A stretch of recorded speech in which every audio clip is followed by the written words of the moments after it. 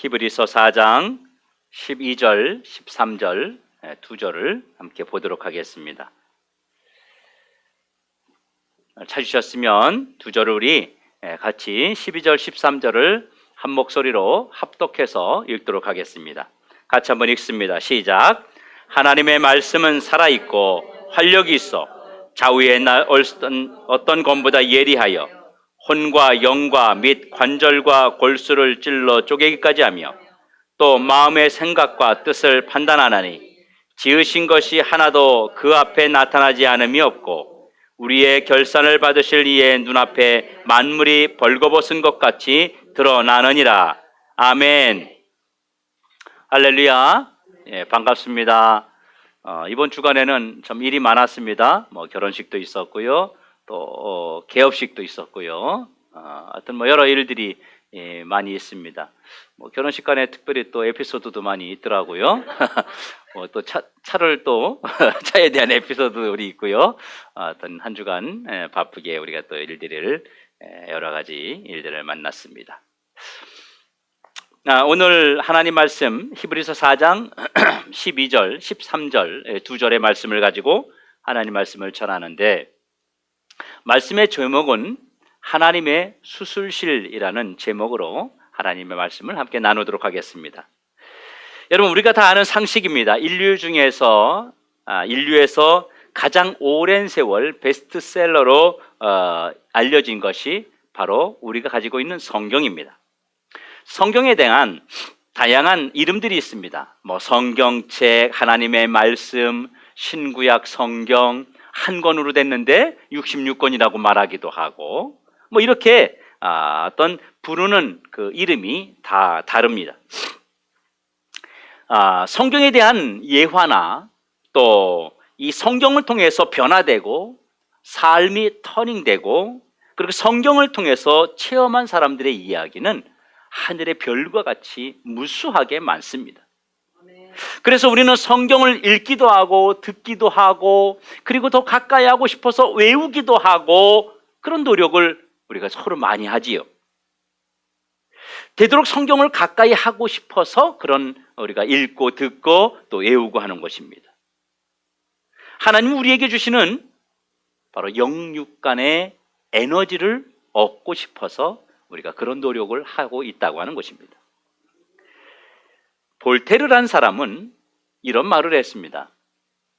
앞으로 100년 안에 모든 성경은 사라질 것이다 라고 그가 말을 했습니다. 하지만 그가 죽고 난 후에 그가 살던 그의 집터에 훗날에 뭐가 생겼냐면 성경 공예 창고가 생겼습니다. 그래서 그 집터에 성경책이 가득 찼다고 합니다. 하나님의 말씀이 성경은 정말 참으로 신비롭고, 그리고 여러분들은 성경에 대한 그런 놀라운 것들을 또한 체험할 수 있을 것입니다. 여러분들은 성경에 대해서 어떤 간증들을 또 가지고 계십니까? 얼마나 간증을 많이 갖고 있습니까? 오늘 본문에는 말씀에 대한 아주 흥미로운 이야기를 하고 있습니다.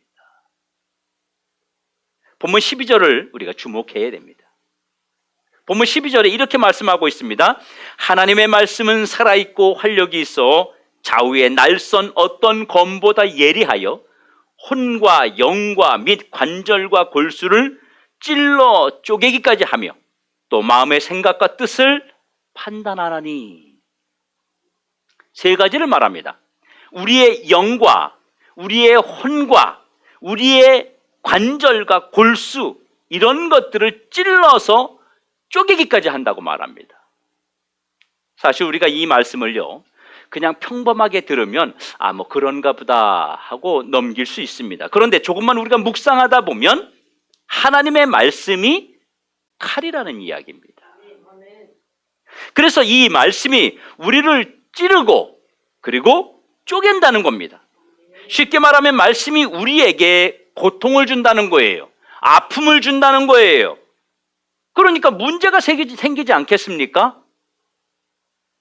우리는 말씀을 통해서 은혜 받으려고 교회 오지 않습니까? 에너지를 받으려고 교회 오지 않습니까? 영적인 힘을 얻기 위해서 교회를 나오지 않습니까?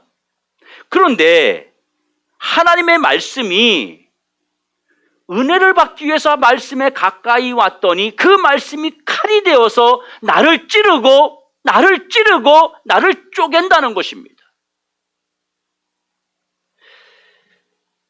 온 몸과 관절과 골수까지 찔러서 공격을 한다고 하고 있습니다.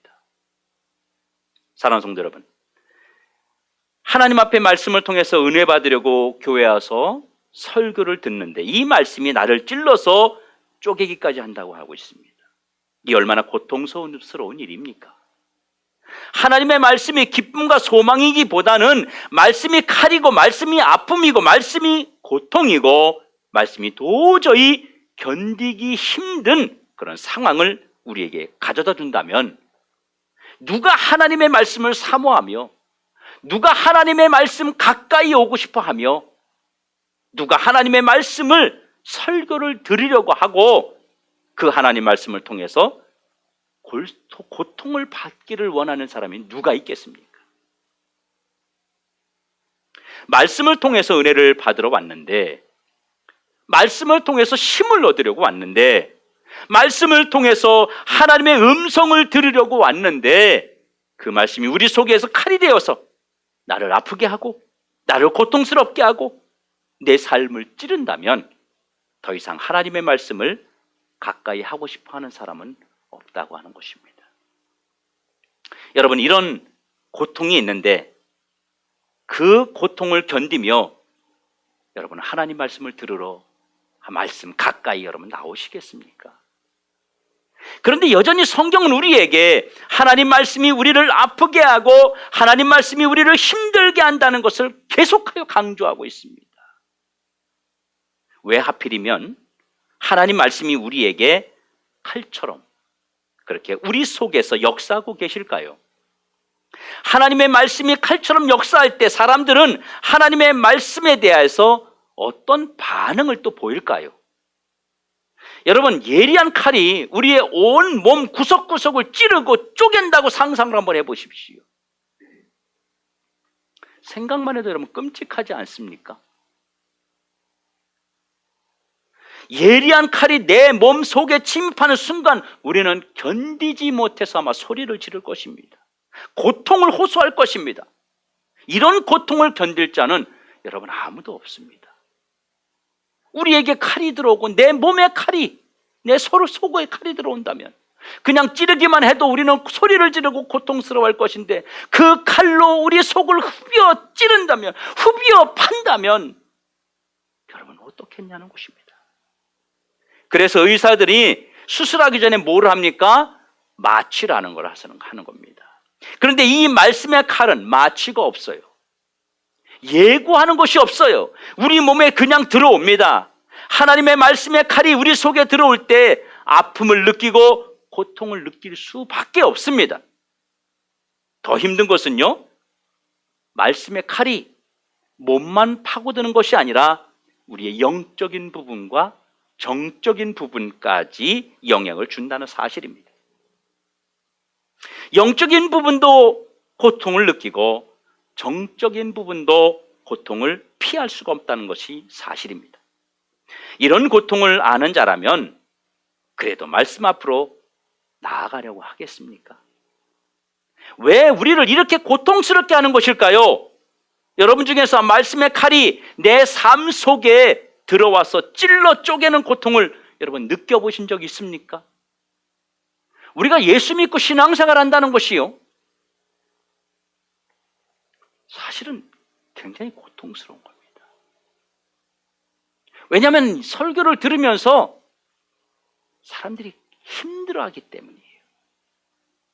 나에게 유익이 되고 위로해주고 그저 힘을 주고 그런 얘기라면 힘들 일이 없지요. 여러분 설교 듣다 보면 뜨끔뜨끔 찔리지 않습니까? 아프지 않습니까? 그냥 그것만 아픈 것이 아니라 계속 머릿속에 남아있어요. 이 신경을 자꾸 자극하고요, 감정을 자극하고요, 아주 힘들어요. 오늘 우리는 이 말씀을 통해서 하나님의 어떤 음성을 우리가 들어야 될까요? 하나님의 말씀이 우리에게 아픔과 고통을 주는 것은 이 아픔과 고통을 통해서 하나님이 우리를 진단하시고 치료하시는 과정이라는 것입니다. 하나님의 진단은 정확하고 하나님의 치료는 완전하다고 하는 것입니다. 이 세상에 어떤 의사도 오진이 있습니다. 그러나 우리 하나님은 지구상의 어떤 사람도 정확하게 진단하십니다. 세상의 의사는 실수할 수 있고 약을 잘못 쓸 수 있습니다. 하지만 하나님은 오진이 없습니다. 우리 하나님은 완전하십니다. 우리 하나님이 손 대시면 더 이상 사람의 손길이 필요 없을 만큼 완전하게 회복시켜 주신다고 하는 것입니다. 여러분, 우리가 아픈 곳이 있어서 병원 가서 치료를 받으려면 그 뭐가 따라옵니까? 아픔이라는 게 따라와요. 이 아픈 곳이 있어서 치료받으러 가면 뭐가 따라와요? 아픔이라는 것이 따라온다는 거예요. 이 아픔은요, 치료받기 위한 필수 과정입니다. 아프지 않고 치료되는 것은 여러분 거의 없어요. 여러분 혹시 독감 주사 맞으셨습니까? 저도 독감 주사 맞으러 가야 되는데 우리 어머니 계속 전화 옵니다. 독감 주사 맞았냐? 맞았냐? 이제는 맞았다고 말합니다. 근데 이제 독감 주사 맞으러 어린아이들 데려가고 하면 안 가는 게 뭐예요? 가기 싫어하는 게 뭐예요? 주사 맞으면 아프기 때문이에요. 아프기 때문에 안 가려고 하는 거예요. 여러분, 두통, 이거 두통 낫기 위해서 아픕니다. 또 살을 꿰매는 것, 사고 나서 몸에 문제가 생겼다든지 다 우리가 낫기 위해서는 고통이라고 하는 것을 겪어야 하는 필수 과정이라는 것입니다. 하나님의 말씀을 통해서 우리를 진단하시고 치유하십니다. 하나님의 말씀으로 우리를 진단하고 치유하는 과정에도 동일하게 아픔이 존재한다고 하는 것입니다. 이 아픔은 우리가 살아있다고 하는 증거입니다. 내가 살아있다고 하는 그 증거가 아픔이에요. 살아있는 성도는 말씀을 통해서 아픔을 느낀다고 하는 거예요. 그래서 어떨 때 보면 성도들이 설교 듣고 나서 목사님 오늘 찔렸어요 이러잖아요. 그럼 제가 기분이 굉장히 좋은 거예요. 참 그러면 안 되는데, 아프다는데, 지금 다시 말하면 지금 아프다는데 목사는 좋아하고 있는 거예요. 뭐예요? 살아있다는 거예요. 살아있다는 거예요. 하나님이 우리를 치료할 때, 하나님이 우리를 고치실 때 우리에게 아픔이 있다는 사실을 기억하시기 바랍니다. 생명의 에너지가 우리 속에 들어와서 우리 속을 헤집고 다닙니다. 그런데 우리가 어떻게 생명의 에너지가, 그 생명의 에너지를 느끼는 아픔과 고통을 우리가 어떻게, 그런 고통이 없이 생명의 에너지가 우리 안에 들어올 수 있겠냐는 것입니다. 성도 여러분, 하나님의 말씀은 살아있습니다. 살아있다는 말은 바로 생명력이 있다는 것입니다. 생명의 에너지를 가졌다는 말이죠. 생명력이라는 게 뭐예요? 바로 살아있는 힘이라는 것입니다.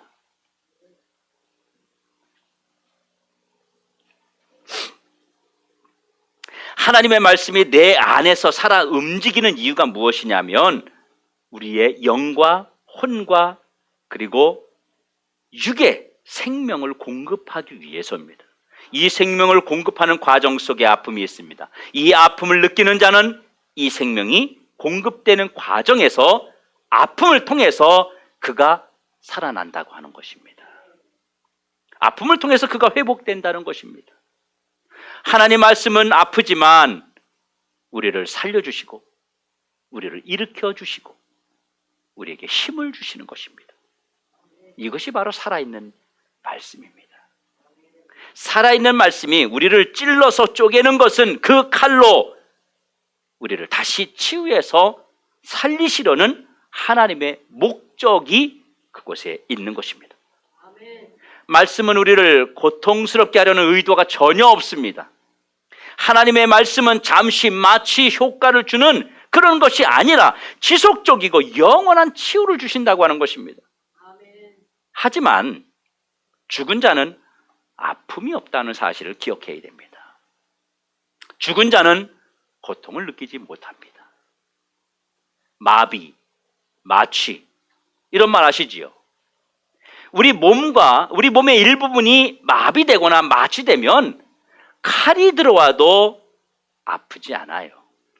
그래서 마비, 마취는요, 일시적으로 이 세포와 그 피부의 기능을 죽인 거나 마찬가지잖아요. 죽은 자는 칼이 들어오거나 주사바늘이 오거나 알 수가 없어요. 느낄 수가 없어요.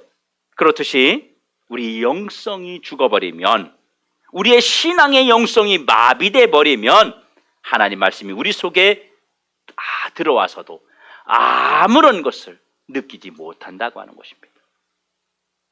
그래서 7절 중반에 오늘 내가 너희의 음성을 듣거든 너희의 마음을 완고하게 하지 말라라고 하고 여기 말씀하고 있어요. 여기서 완고함이라는 것은 정상적인 그런 판단을 할 수 없는 상태, 굳어버린 상태, 정지된 상태를 말하는 것입니다. 완고하다는 게. 우리가 사람 그렇게 말하잖아요. 아주 강팍해 이런 얘기 하잖아요. 양심의 가책을 못 느끼고 무슨 말해도 그런 죄에 대한 것을 못 느끼기 때문에 이 마음이 강팍하다 그런 거예요. 그게 바로 완고하다는 것입니다. 전혀 어떤 것을 느끼지 못하는, 고통을 느끼지 못하는 상태입니다. 돌덩이처럼 굳어버려서 아무것도 하지 못하는 그런 상태를 말합니다. 왜 이렇게 굳어버렸을까요? 이렇게 굳어버린 이유가 뭘까요? 하나님의 말씀을 거부하고 받아들이지 않으려고 해서 그런 것입니다. 나를 찌르는 말씀을 인정하지 않으려고 합니다. 우리의 몸이 죽어 있으면, 우리의 심령이 죽어 있으면, 우리의 영성이 죽어 있으면 하나님 말씀이 우리를 살리려고 움직여도 아무런 효과가 없다고 하는 것입니다. 여러분, 죽은 자, 정지된 자, 마비된 자, 이런 사람들은요, 하나님 말씀을 인정하지 않고 거부합니다. 그리고 하나님의 말씀의 영향력, 하나님 말씀이 자신 속에서 뭔가 역사하지 못하도록 말씀을 적극적으로 듣지 않으려고 한다고 하는 것입니다. 어떤 말씀을 들어도 인정하지 않고 받아들이지 않습니다. 스스로 말씀을 받아들이지 않으려고 저항하는 상태를 가지고 있습니다. 그리고 말씀을 듣지 않기 위해서 예배 시간에 계속 딴짓을 하고 말씀이 들어오지 못하도록 다른 생각을 하거나 졸음이나 잠을 자신의 그곳에 던져버립니다. 자신에게 문제가 생겨도 전혀 느끼지 못합니다. 아무것도 기대할 수 없는 상태입니다. 여러분, 숨을 쉰다고 해서 다 산자는 아닌 것입니다. 하지만 산자는요, 아픔을 느낀다고 하는 것입니다. 산자는 아픔을 느끼는데 산자의 아픔은 무엇이겠습니까? 그가 치유되고 회복되는 그 과정의 몸살이라는 거예요. 다시 말하면 치유통이고 성장통입니다. 산자는 말씀의 칼이 들어올 때 아픔을 느낍니다. 고통을 호소합니다. 때때로 스스로 감당할 수 없어서 두려워하기까지 합니다. 분명히 살아있다는 증거입니다. 아픔은 산자들만이 느끼는 특권이라는 것을 기억하셔야 됩니다. 산자들은요, 자신이 느끼는 아픔이 있습니다. 아픔이 있어요. 먼저 죄에 대한 고통을 느낍니다. 내가 잘못 살았구나. 내가 문제가 있구나. 내가 이렇게 살면 안 되겠구나. 내가 이것 회개하지 않으면 안 되겠구나. 이런 죄에 대한 아픔을 느낀다고 하는 것입니다. 그리고 내가 아픔을 통해서 회개합니다. 고통의 원인을 찾아내서 제거합니다. 아픔을 통해서 문제를 해결하려는 그러는 고통을 기꺼이 감수하게 됩니다. 그러니 어떻게 되겠어요? 살아나게 되겠지요. 자신이 무엇이 문제인지, 자신에게 문제되는 부분을 그냥 놓아두면 안 된다고 하는 심각성을 느끼고, 그리고 회개하고 치유하는 과정을 가지고 오게 됩니다. 그래서 죄의 고통을 회개를 통해서 몰아내며 더 건강한 신앙인이 된다고 하는 것입니다. 산자는 아픔을 통해서요, 더 단단해집니다. 아픔의 과정이 복임을 깨닫고 성장합니다. 더 깊은 은혜를 깨닫습니다. 아프지만 더 가까이, 더 자꾸 말씀 앞으로 다가가게 됩니다. 신기하죠? 말씀이 칼이라고 해서 자꾸 멀리 가야 되는데 칼에 찔려서 아파요. 그런데 그걸 가지고 내가 회개하고 다시 살아나기 싶어하고 그 말씀이 내 안에 들어와서 아픔은 있지만 그곳에서 느끼는 은혜가 있기 때문에 찌르는데도 더 가까이 가는 거예요.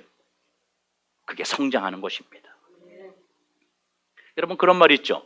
우리 몸의 한 부분이 골절되고 그리고 난 후에 이곳이 치유되면 그곳은 더 단단해진다는 말이 있잖아요. 예? 다시 그 장소는, 그곳은 골절 안 된다는 얘기가 있잖아요. 바로 더 깊은 은혜를 깨닫는 것입니다. 아프지만 더 가까이, 더 자꾸 말씀 앞으로 다가온다고 하는 것입니다. 그러므로 우리에게 진짜 중요한 것은 수술을 두려워해서는 안 된다는 것입니다. 하나님의 수술실에 들어가는 것을 거부하면 안 된다고 하는 거예요. 하나님이 내 안에서 치유하고 회복시키는 이 아픔을 두려워해서는 안 된다고 하는 것입니다. 하나님의 진단과 수술을 여러분 신뢰하십시오. 하나님의 수술실에 기꺼이 여러분 들어가십시오. 하나님께서는 나를 너무도 잘 아십니다. 내가 말씀을 듣고 아픈 것이 있다면, 치유가 필요한 곳이면, 고통을 느끼는 것은 바로 치유하시려는 하나님의 사인이라는 것입니다. 하나님이 수술하심을 받아들이면 우리는 아멘합니다. 고통스럽지만 아프지만 우리는 아멘합니다. 결과는 바로 기쁨과 행복이고, 그리고 하나님께서 준비하신 진짜 안식과 제대로 된 그런 쉼을 얻게 된다고 하는 것입니다. 오늘 본문 13절에 뭐라고 했습니까? 지으신 것이 하나도 그 앞에 나타나지 않음이 없고 우리의 결산을 받으실 이의 눈앞에 만물이 벌거벗은 것 같이 드러난다고 했습니다. 하나님 앞에서는 숨길 수 있는 것이 아무것도 없습니다. 다 알고 계십니다. 내가 아무리 감추어도 하나님은 다 알고 계십니다. 문제는 내가 감추면 감출수록 상처가 깊어지고 더 골마 터지고 문제가 생기는 것입니다. 우리는 빨리 드러내놓고 수술 받으면 되는 것입니다. 그런데 사람들이 수술을 받으려고 하면서 무엇을 두려워합니까? 수술 받아서 건강해지고 싶기는 하지만 그 치료 과정 속에서, 수술의 과정 속에서 겪는 두려움과 아픔을 겁내잖아요. 그러나 사랑하는 성도 여러분, 두려워하지 마십시오. 하나님은 우리를 수술시키시고 하나님은 우리를 회복시키는 과정 속에서 하나님은 절대로 우리를 버리지 않으신다는 것입니다. 그러므로 여러분 자신들이 하나님의 말씀을 통해서 수술받기를 주저하거나 두려워하지 마시기 바랍니다. 사랑하는 성도 여러분, 혹시 내가 말씀의 칼이 내게 들어와도 아픔과 고통을 못 느끼는 그런 신앙인은 혹시 아닙니까? 만일 말씀을 통해서 아무것도 느끼지 못한다면 여러분 큰일입니다. 지금 우리에게 심각한 것이 무엇이냐면요, 아픔을 느끼느냐 하는 것입니다. 내가 지금 아픔을 느끼느냐, 내가 지금 고통을 느끼느냐, 이 말이에요. 만일 내가 아픔을 느끼지 못하고 고통을 느끼지 못하는 상태라면 나는 죽은 상태일 수 있다는 것입니다. 말씀을 들어도 무슨 뜻인지, 하나님 말씀을 들어도 감격도 흥분도 회개도 열정도 없다면 지금 내가 심각한 상태에 빠져 있다는 것을 여러분 기억하셔야 됩니다. 코로나로 인해서 많은 사람들이 예배 활동에 게을리하고 있습니다. 기도 생활을 게을리하고 주님 앞에 자신을 드러내는 영적인 삶이 얼마나 많이 주저앉아 있는지 모릅니다. 그래서 우리가 영적으로 너무 마비된 상태에 이르고 있는 이 심각성을 우리는 또한 인식해야 됩니다. 그리고 또 하나의 문제는 아픔을 느끼지 못하고 고통을 느끼지 못하면서도 자기 자신을 일으키려고 하지 않는다는 것입니다. 저 사람은 지금 찔렸다는데 나는 왜 안 찔렸을까? 저 사람은 치유받는 과정 가운데서 은혜라는 걸 받잖아요. 은혜를 받았다는데 나는 왜 못 받을까? 내가 뭐가 문제지? 자신을 일으키려고 하는 노력이 없다고 하는 것입니다. 사람들이 이렇게 말합니다. 나 괜찮아요. 나 그냥 내버려 두세요. 요즘 같지만 신앙생활하면 좀 할만해요. 뭐 이렇게 그냥 생각하는 거예요. 또 교회에서 목사님이 회개하세요. 잘못하면 안 됩니다. 바르게 살아야 됩니다. 이렇게 설교하면 이때부터 외면하기 시작합니다. 목사님 지옥 얘기, 회개 얘기, 자꾸 힘든 얘기하지 마시고요. 위로되는 얘기해 주시고요. 재미있는 웃는 얘기해 주시고요. 이런 것을 요구하는 것이 바로 현대교회의 성도들입니다. 여러분, 이것이 큰 문제 아니겠습니까? 교회는요, 영적인 병원입니다.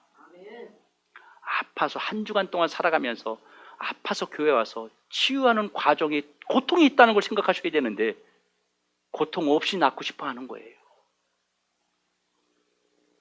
이것이 정말 큰 문제인데요. 바로 영적 코마 상태에 빠진 겁니다. 혼수 상태, 식물인간 상태, 살아있지만 죽은 자들과 똑같은 상태 말합니다. 지금은 나를 점검하고 바로 일으켜야 할 때입니다.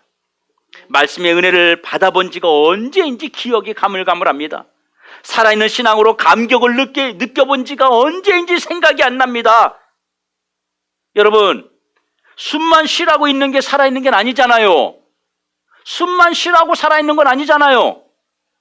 하나님의 말씀은 나를 진단하시고 치유하시는 하나님의 손길입니다.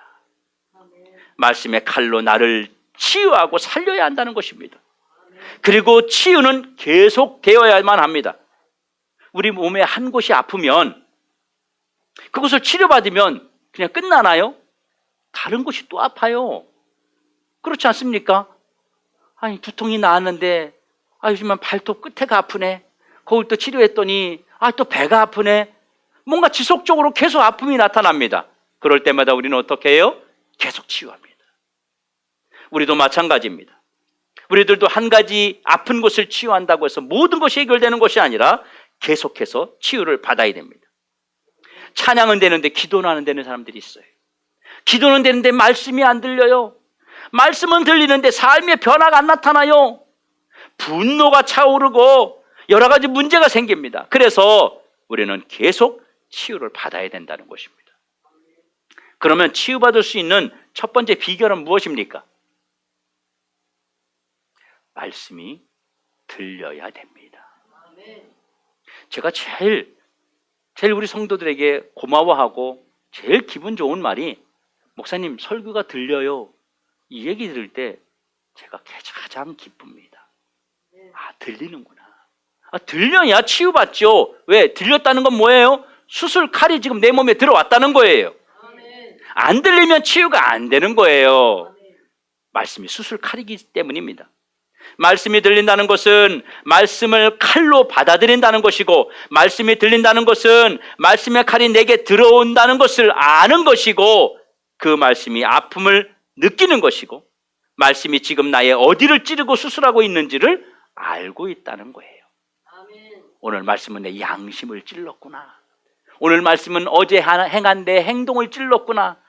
오늘 말씀은 내 입술을 지금 찌르고 있구나. 자신이 알고 있다고 하는 것입니다. 이 말씀이 안 들리면 바로 죽은 상태이고 치유가 불가능한 상태입니다. 말씀이 들리는 자는 아프지만 아멘, 아멘 합니다. 말씀이 들리는 자는 아프지만 자신을 일으키려고 하는 몸부림을 치기 때문이라는 것입니다. 여러분, 하나님의 말씀이 나에게 주시는 말씀으로 들려야만 살 수 있습니다. 말씀이 나를 아프게 해야 합니다. 나를 지적하고 회개하고 일으켜야만 한다는 것이에요. 말씀이 나를 강건하게 해야 됩니다. 내가 말씀을 느낀 만큼 우리는 살 수 있습니다. 내가 살아나는 시작은요, 말씀이 들리는 것부터 시작되는 것입니다. 여러분, 우리 치유받아야 됩니다. 말씀으로 자신의 문제를 치유받아야 됩니다. 치유가 필요한 것이 어디입니까? 오늘 치유받고 일어나야 됩니다. 치유는 세 가지 측면에서 치유를 받아야 됩니다. 바로 영적인 부분, 정적인 부분, 육적인 부분입니다. 어떤 사람은 영적인 치유가 필요합니다. 은혜를 못 받아요. 기도가 안 돼요. 하나님 몰라요. 신앙에 열정과 기쁨이 없어요. 이거 영적인 문제잖아요. 하나님과의 관계에서 문제가 생긴 것입니다. 또 하나는 정적인 치유가 필요합니다. 잠 못 자고요. 불안하고요. 거짓말하고, 그리고 분노가 생기고, 삶이 엉망진창이고, 욕심이 가득 차고, 시기심이 가득하고, 질투가 많고, 이거 다 정적인 것입니다. 또 하나는 육적인 치유가 있습니다. 심각한 몸의 질병을 가지고 있어요. 각양각색의 질병들을 가지고 있습니다. 여러분, 무엇으로 치유가 다 됩니까? 하나님의 말씀으로 치유된다는 것입니다. 우리가 제대로 말씀이 들리고 제대로 말씀의 은혜를 받고 그 말씀에 붙들리면 하나님께서 말씀을 통해서 우리에게 영과 정과 육을 깨끗하게 치유하십니다. 여러분, 오늘 치유되는 날입니다. 오늘은 치유받는 날입니다. 내가 어디가 문제인지를 하나님 앞에 내어놓고 여러분 기도하셔야 됩니다. 하나님의 말씀을 듣고 느끼는 아픔도 우리에게는 복이라고 하는 사실을 기억하셔야 됩니다. 아픔은 하나님께서 나를 만지는 바로 그 시간입니다. 오늘 말씀이 나를 치유하는 그 하나님의 음성입니다. 오늘 말씀을 붙잡고 나를 고쳐주십시오. 내 문제를 좀 찔러서 쪼개주십시오. 고통과 아픔을 알게 하시고 치유하여 주옵소서. 여러분, 이렇게 기도하셔야 됩니다. 오늘 말씀을 듣고 나를 치유합시다. 오늘 하나님의 말씀을 통해서 정말 우리 심령을 치유합시다. 아파도 나를 살립시다.